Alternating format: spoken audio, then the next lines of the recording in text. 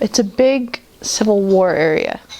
And so you go out there and everybody knows Civil War history.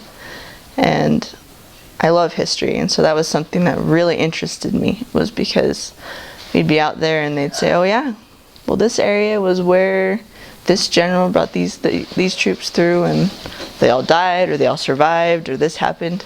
And one of the areas that I served in was right next to what's called Antietam Battlefield.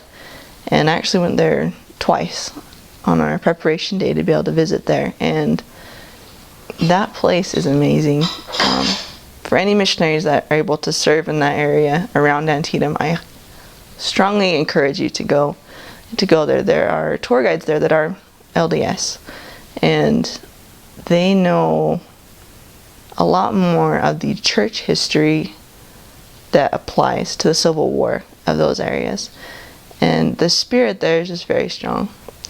That ground was hallowed with these people's lives.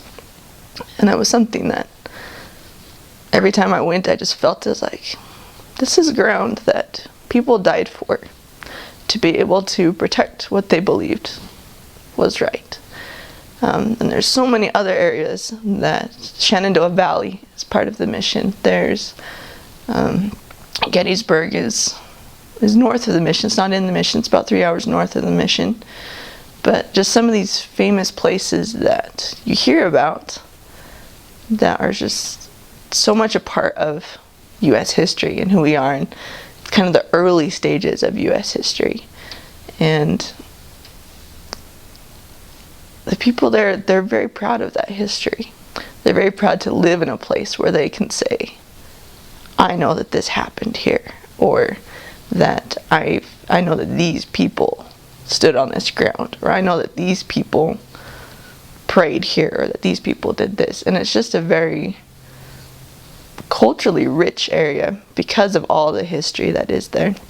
There's another place called Mercersburg, which is in Pennsylvania, which is in that little tiny bump into Pennsylvania.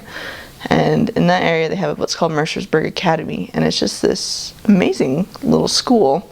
It looks kind of like a castle. That was how I thought of it, as a castle. But a lot of people throughout history have been there. It's a very old school. And just kind of a fun fact for me, Jimmy Stewart went there when he was going to high school. And